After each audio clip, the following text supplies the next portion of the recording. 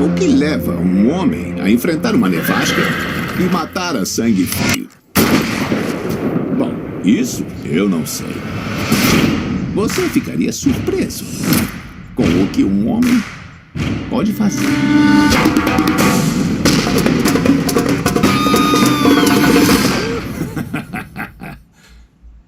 Começou a imaginar, não é?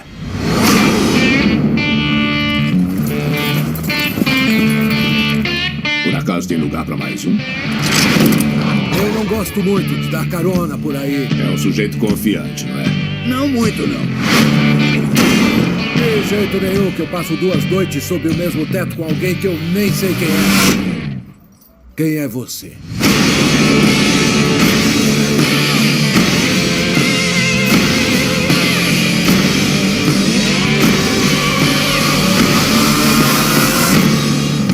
Muito bem, pessoal.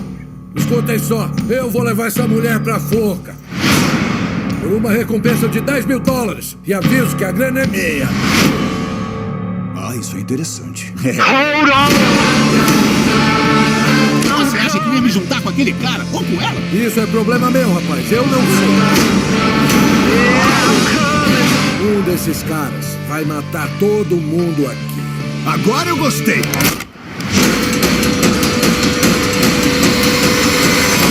Vamos manter a calma. Fica bem calmo.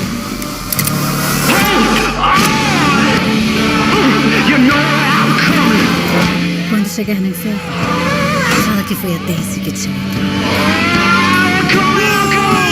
Você vai morrer agora!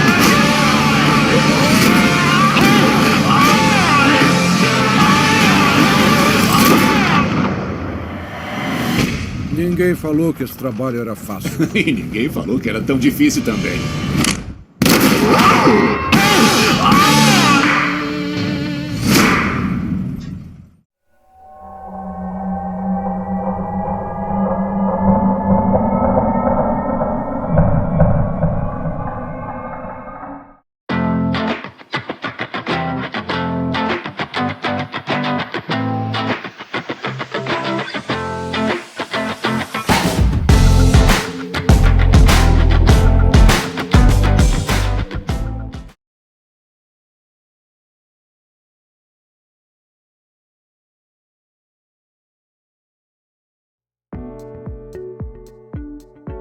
Vai dar uma de Quentin Tarantino agora, Stamp?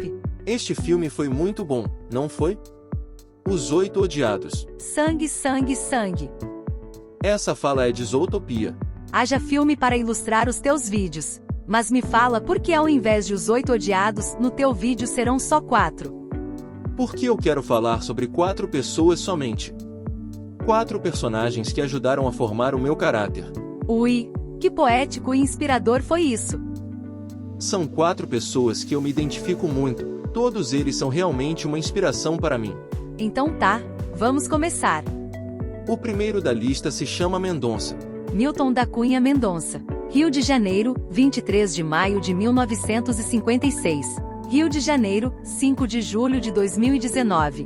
Mendonça foi um jogador que atuou como meio-campista, um dos maiores ídolos do Botafogo. Brilhou com a camisa do Alvinegro nas décadas de 1970 e 1980. Teve passagens também por clubes como Palmeiras, Santos e Grêmio. Milton da Cunha Mendonça tem 21 letras. Bem profético isso. Mas pelo que entendi, Mendonça foi ídolo do Botafogo. Mas também foi odiado. Como assim? Agora não estou entendendo nada. Mendonça foi a luz no fim do nosso túnel. Ele foi a nossa estrela solitária durante aquele período mais tenebroso da nossa história.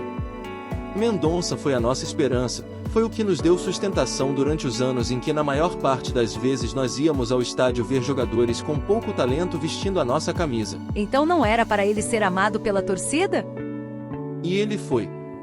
Só que chegou um momento em que a paciência do torcedor do Botafogo foi posta à prova e ele acabou sendo responsabilizado pelo nosso fracasso. A torcida culpava ele, é isso? Como se ele tivesse a obrigação de conquistar sozinho o tão sonhado título. Então ele acabou sendo vendido. Uma pena. Entendi. Então foi meio que uma reação frustrada da torcida. Foi. Mendonça foi um herói injustiçado em nossa história. Assim como o próximo personagem da minha lista. Paulo Roberto de Freitas, Rio de Janeiro, 16 de janeiro de 1950. Vespasiano, 13 de março de 2018. Conhecido como Bebeto de Freitas, foi um jogador e treinador de voleibol brasileiro. Sobrinho do jornalista e treinador de futebol João Saldanha e primo por parte de pai do jogador de futebol Heleno de Freitas. No início dos anos 80 passou a dirigir a seleção masculina de voleibol, sendo um dos protagonistas na transformação e identidade tática e técnica do voleibol brasileiro. Foi também gestor desportivo, tendo sido presidente do Botafogo de Futebol e Regatas de 2003 a 2008, assumindo no ano seguinte o cargo de diretor executivo do Atlético Mineiro. Paulo Roberto de Freitas também tem 21 letras. Haja coincidência. Mas me fala uma coisa, Mendonça eu não conheci, mas Bebeto sim. Até onde sei ele era muito admirado pela torcida do Botafogo.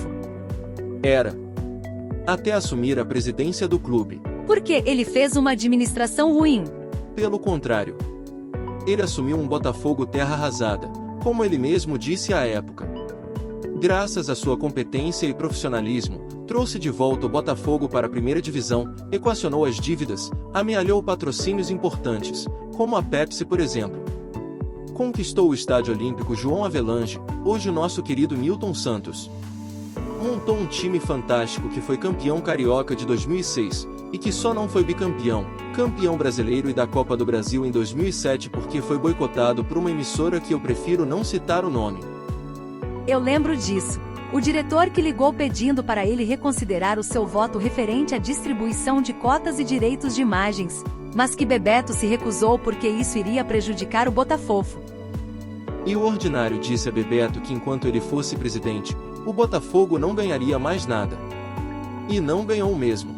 O Botafogo foi roubado na Copa do Brasil e no Carioca. No Carioca o Dodô marcou o gol da vitória e o juiz, além de anular equivocadamente o gol, ainda o expulsou de campo. E na Copa do Brasil naquele episódio da bandeirinha que anulou 2 gols legítimos do Botafogo.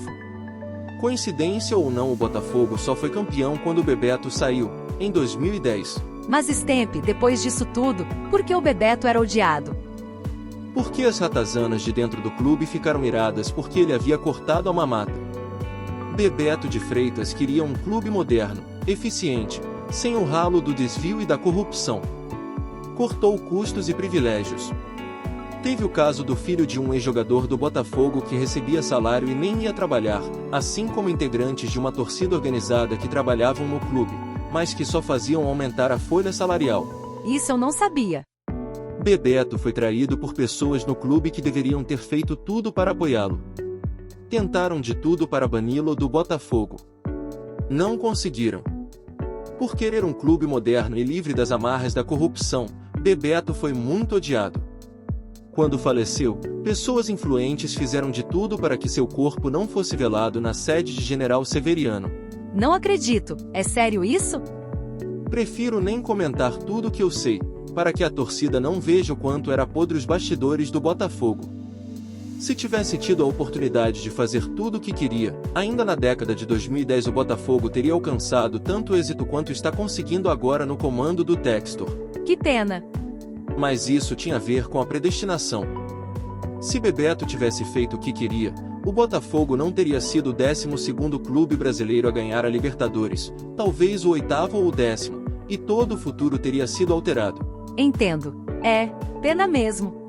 Nelson Piquet Souto-Maior, Rio de Janeiro, 17 de agosto de 1952. Piquet é um ex-automobilista e empresário brasileiro, tricampeão mundial de Fórmula 1 nos anos de 1981, 1983 e 1987. Piquet é considerado um dos melhores pilotos da história da Fórmula 1, por avaliações de grande prestígio sobre automobilismo. Tornou-se o campeão brasileiro de karting de 1971 a 1972 e venceu o campeonato de Fórmula V em 1976. Piquet foi para a Europa e obteve êxito, tendo o número recorde de vitórias na Fórmula 3 britânica em 1978, derrotando o recorde histórico de Jack Stewart. Introduziu o conceito de aquecimento de pneus durante as paradas de pit stop, que acontece até os dias de hoje. Mas Stemp, ele nem é botafoguense. Não é mesmo não. Ele é vascaíno. Mas eu admiro muito a sua personalidade, o seu jeito de ser. Piquet não se rende à mídia, diz o que quer, na hora que quer, não tem papas na língua, não é hipócrita e fez uma carreira sem trapacear contra seus oponentes. E é por isso que ele é odiado. Não. Ele é odiado porque bateu de frente com o Senna. Fez a maior ultrapassagem da história da F1 sobre ele. Protagonizou embates memoráveis pela imprensa quando Senna tentou desprezá-lo após ter conquistado o tricampeonato mundial. A Stamp, mas o Piquet não deveria dizer o que disse. Senna também não. Com o Piquet era assim, bateu, levou. Senna mexeu com quem estava quieto. Muito mais do que quieto, Piquet estava na dele, feliz por ter sido tricampeão. O Senna do nada resolveu provocá-lo. Aí a coisa desandou de vez. Daí que a torcida do Senna o odeia até hoje. Mas os dois foram gênios. Cada qual ao seu estilo. Senna arriscava mais, era o melhor de todos na chuva. Piquet era mais cerebral, mais completo, mais técnico. Sou fã dos dois, mas o meu respeito e admiração é pelo Piquet. Jair Messias Bolsonaro. Glicério, 21 de março de 1955. Bolsonaro é um militar reformado e político brasileiro, atualmente filiado ao PL. Foi o 38º presidente do Brasil, de 1º de janeiro de 2019 a 31 de dezembro de 2022. O nome dele não tem 21 letras. Tem 20 letras, a letra que faltou é porque além de botafoguense, ele também é palmeirense. Ah, sei. Tá bom então.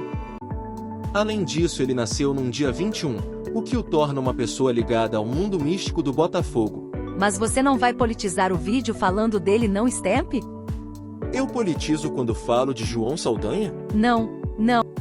Politizo quando falo sobre a Beth Carvalho. É claro que não. Então que se aplique esta regra quando falo de Bolsonaro. Porque enquanto presidente, ele não se eximiu de dizer que era botafoguense. Inclusive a lei da SAF que salvou o Botafogo foi promulgada durante a sua presidência. Em 2021. Que profético. E se não fosse a SAF, o Botafogo talvez nem existisse mais hoje. Então, mais uma vez, não era para ele ser amado pela torcida do Botafogo? Era, mas muita gente o odeia por questões ideológicas e políticas. Futebol é uma coisa, política é outra.